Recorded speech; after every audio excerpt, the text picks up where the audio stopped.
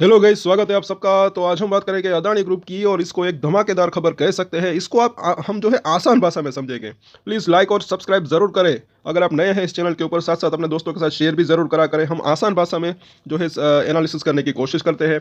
शेयरों के ऊपर भी हम चर्चा करेंगे क्योंकि कल के दिन छुट्टी का दिन है और इस संडे जो है बाजार खुला रहेगा, ओपन है बाजार। वो इसको ज़रूर नोट करिए क्योंकि बजट है। सो यहाँ पर अगर देखें तो गौतम अदानी ने एसईसी धोखाधड़ी के आरोपों से लड़ने के लिए शीर्ष वॉल स्ट्रीट वकील को नियुक्त किया, बड़े वकील को। और ये जो है एक जीतने क्या मतलब कि इनकी जीत होने की संभावना रह सकती है। आगे ज़रा देखें तो जो है गौतम अदानी ने एसईसी के नागरिक कार्यवाही के झूठे बयानों के आरोपों को संभालने के लिए एक प्रमुख वॉल स्ट्रीट वकील को नियुक्त किया है। Adani green energy Bloomberg report के अनुसार। अब ये कौन है वकील, वो भी हम देख लेते हैं। और यहाँ पर अगर हम देखें तो ये क्या क्या आरोप है वो है, और साथ साथ ये है कि वकील तो रॉबर्ट ग्यूफ्रा जूनियर, जो कि सुलिवन एंड क्रोमवेल के सह अध्यक्ष ने अपने वकील के रूप में भूमिका की पुष्टि की और अदानी के पक्ष में मुकदमे की सेवा स्वीकार करने की इच्छा व्यक्त की।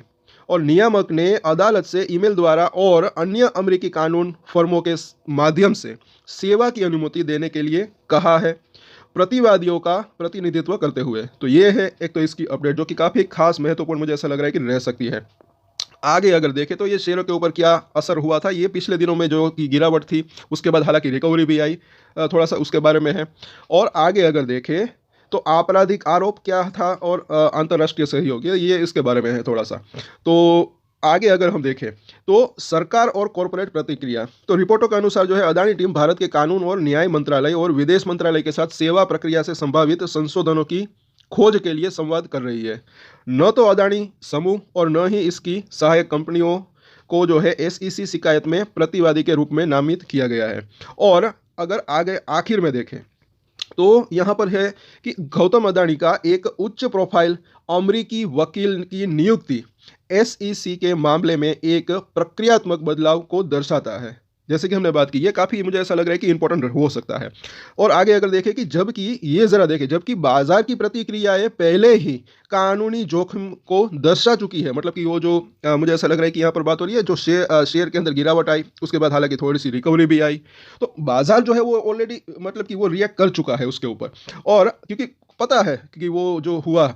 और आगे अगर देखें तो भारतीय अधिकारियों के साथ चल रही चर्चाएं ये प्रभावित कर सकती है कि मुकदमा कैसे आगे बढ़ता है। तो ये इसकी पूरी रिपोर्ट है। सो ओवरऑल देखिए, ये खबर मुझे ऐसा लग रहा है कि एक इसको पॉजिटिव जो है मुझे ऐसा लग रहा है कि ये पॉजिटिव रह सकती है। वकील जो है वो अच्छा खासा वो वहाँ पर उन्होंने किया है, तो जीत की संभावना रह सकती है। अगर जीत हो जाती है तो शेयरों के अंदर तेज़ी की संभावना रह सकती है। और मुझे ऐसा लग रहा है कि सबसे ज़्यादा एक अगर बात करें तो अदानी ग्रीन एनर्जी के ऊपर एक पॉजिटिव असर देखने को मिल सकता है, ऐसा मुझे लग रहा है। क्योंकि वो जो आरोप लगे थे उस के मतलब कि ऊपर ही थे, ऐसा मुझे लग रहा है कहीं ना कहीं। और दूसरे शेयरों के ऊपर भी पॉजिटिव जो है असर रहने की संभावना रह सकती है। सो ओवरऑल अगर बात करें तो मुझे ऐसा लग रहा है कि ये क्योंकि ये काम एटलीस्ट मुझे ऐसा लग रहा है कि चालू हुआ है, तो जो है जल्दी ही कुछ फैसला आने की संभावना रह सकती है। और ओवरऑल अगर बात करें तो शेयरों की बात करें तो जो गिरावट आई थी उसके बाद थोड़ी सी रिकवरी भी आई थी। तो हमने बात की थी, अगर आपने पता हमारे रेगुलर व्यूअर्स हो गए कि सपोर्ट जो है, तब मैंने जब गिरावट आई थी कब बात की थी, सपोर्ट नज़दीक लग रहा है और बाउंस बैक की संभावना रह सकती है। सपोर्ट और रजिस्टेंट के ऊपर आप नज़र बनाकर रख सकते हैं। सबसे बड़ी बात यह कि अफसोस करने की कोई बात नहीं है, लेकिन समझने लायक बात क्या है कि जब बाजार के अंदर गिरावट आती है तब जो है रिटेलर्स को क्या लगता है कि और गिरावट आ सकती है। जब तेज़ी आती है तब लोग जो है खरीद लेते हैं, उसके बाद कहते हैं कि फंस गए। ये एक मतलब कि सब समझने लायक बात है। तो अभी मुझे ऐसा लग रहा है कि वेट एंड वॉच की रणनीति अपनानी है तो अपना सकते हैं। बाकी अगर किसी भी स्टॉक के अंदर अगर आप ट्रेड करते हैं तो मुझे ऐसा लग रहा है कि अगर आप स्टॉप लॉस रखते हैं तो ज़्यादा बेहतर रह सकता है। बाकी सबकी अपनी अपनी मर्जी की बात है। बाकी जो लॉन्ग टर्म निवेशक है मुझे ऐसा लग रहा है कि उनके लिए एक लॉन्गर टर्म की बात करें तो तेज़ी की संभावना रह सकती है। ये फैसला अगर अदानी के हक में आता है तो जो है शॉर्ट टर्म में भी तेज़ी की संभावना रह सकती है, लेकिन वो तेज़ी मुझे ऐसा लग रहा है कि लिमिटेड हो सकती है। तो सभी के ऊपर कल हम जो है कुछ शेयरों के ऊपर चर्चा करेंगे, सपोर्ट और रजिस्टेंट के ऊपर नज़र रख सकते हैं।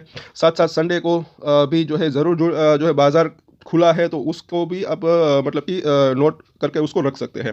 बाकी जो निफ्टी के बाजार के जो हम वीडियोस अपलोड करते हैं वो भी देखा ज़रूर करें। सो आज के वीडियो में इतना ही, और एक स्टैंडर्ड डिस्क्लेमर जो कि मैं हमेशा देता हूँ, आप कोई भी ट्रेड ले उससे पहले अपनी रिसर्च करें, अपने फाइनेंशियल एडवाइजर की सलाह ले, उसके बाद ही कोई डिसीजन ले, और डिसीजन ले तो उसकी जिम्मेदारी मेच्योरिटी के साथ खुद ही ले। ये वीडियो मैंने एजुकेशन पर्पस के लिए बनाई, मेरी तरफ से कोई भी बाय या सेल की रिकमेंडेशन नहीं है। Thank you.